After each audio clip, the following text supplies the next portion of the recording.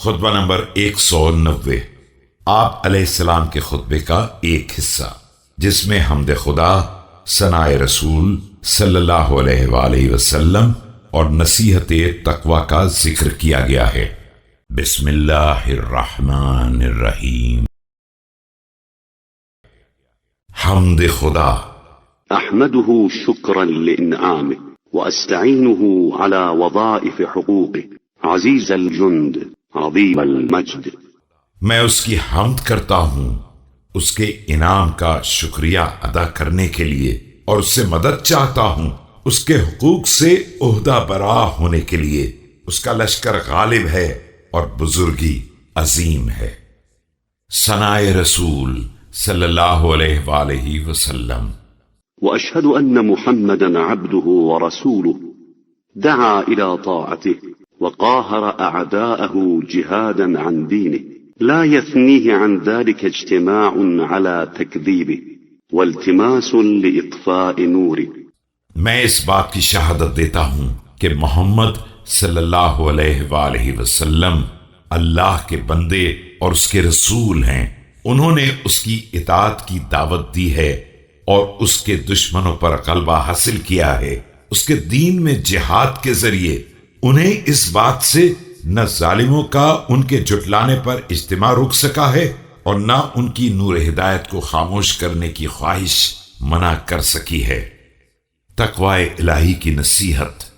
فاعتصموا بتقوى الله فإن لها حبلا وثيقا عروته ومعدنا منيعا ذروته وبادروا الموت وغمراته وامهدوا له قبل حلوله وأعدوا له قبل نزوله فإن الغاية القيامة۔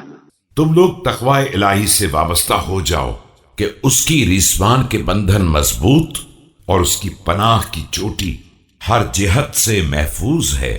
موت اور اس کی سختیوں کے سامنے آنے سے پہلے اس کی طرف سبقت کرو اور اس کے آنے سے پہلے زمین ہموار کر لو۔ اس کے نزول سے پہلے تیاری مکمل کر لو کہ انجام کار بہرحال قیامت ہے۔ وكفى بذلك واعظا لمن عقل ومعتبرا لمن جهل وقبل بلوغ الغاية ما تعلمون من ضيق الأرماس وشدة الإبلاس وهول المطلع وروعات الفزع واختلاف الأضلاع۔ اور یہ بات ہر اس شخص کی نصیحت کے لیے کافی ہے جو صاحب عقل ہو، اور اس میں جاہل کے لیے بھی عبرت کا سامان ہے۔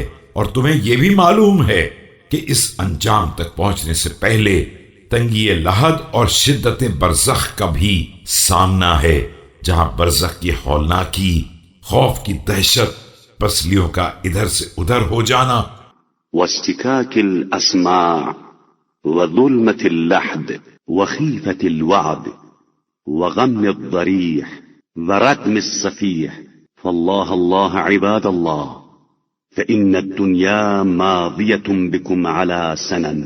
کانوں کا بہرا ہو جانا، قبر کی تاریکیاں، عذاب کی دھمکیاں، قبر کے شگاف کا بند کیا جانا اور پتھر کی سلوں سے پاٹ دیا جانا بھی ہے۔ بندگان خدا، اللہ کو یاد رکھو کہ دنیا تمہارے لیے ایک ہی راستے پر چل رہی ہے۔ وأنتم والساعة في قرن وكأنها قد جاءت بأشراطها وأزفت بأفراطها ووقفت بكم على صراطها وكأنها قد أشرفت بزلازلها وأناخت بكلاكلها۔ اور تم قیامت کے ساتھ ایک ہی رسی میں بندھے ہوئے ہو، اور گویا کہ اس نے اپنی علامات کو نمایاں کر دیا ہے اور اس کے جھنڈے قریب آ چکے ہیں، اور تمہیں اپنے راستے پر کھڑا کر دیا ہے، اور گویا کہ وہ اپنے زلزلوں سمیت نمودار ہو گئی ہے اور اپنے سینے ٹیک دیے ہیں۔ وانصرمت الدنيا بأهلها وأخرجتهم من حضنها فكانت كيوم مضى أو شهر انقضى وصار جديدها رثا وسمينها غثا في موقف بنك المقام۔ اور دنیا نے اپنے عہد سے منہ موڑ لیا ہے اور انہیں اپنی گود سے الگ کر دیا ہے، گویا کہ یہ ایک دن تھا جو گزر گیا یا ایک مہینہ تھا جو بیت گیا، اور اس کا جدید کہنا ہو گیا اور اس کا تندرست لاغر ہو گیا، اور اس موقف میں جس کی جگہ تنگ ہے وأمور مشتبهة عظام ونار شديد كلبها عال لجبها ساطئ لهبها متغيظ زفيرها متأجج سعيرها بعيد خمودها ذاك وقودها مخوف وعيدها عن قرارها مظلمة أقطارها، اور جس کے امور مشتبہ اور عظیم ہیں وہ آگ ہے جس کا زخم کاری ہے اور جس کے شعلے بلند ہیں،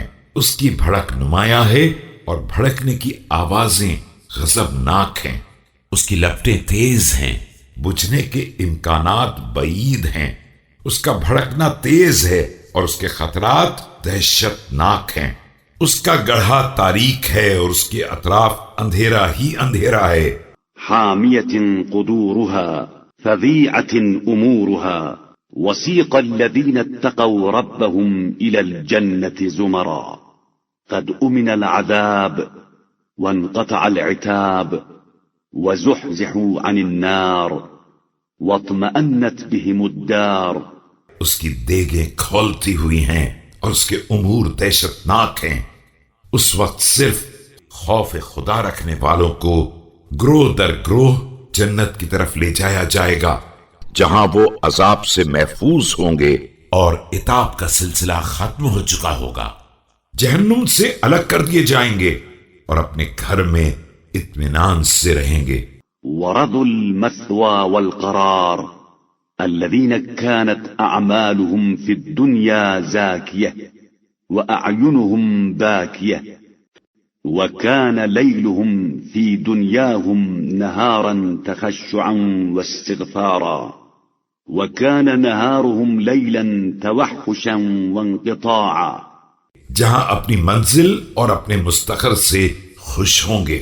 یہی وہ لوگ ہیں جن کے اعمال دنیا میں پاکیزہ تھے اور جن کی آنکھیں خوف خدا سے گریاں تھیں، ان کی راتیں خشوع اور استغفار کی بنا پر دن جیسی تھیں، اور ان کے دن وحشت اور گوشہ نشینی کی بنا پر رات جیسے تھے۔ فجعل الله لهم الجنة مآبا والجزاء ثوابا وكانوا أحق بها وأهلها في ملك دائم ونعيم قائم۔ فارعوا عباد الله ما برعايته يفوز فائزكم وبإضاعته يخسر مبطلكم۔ اللہ نے جنت کو ان کی بازگشت کی منزل بنا دیا ہے اور جزائے آخرت کو ان کا ثواب۔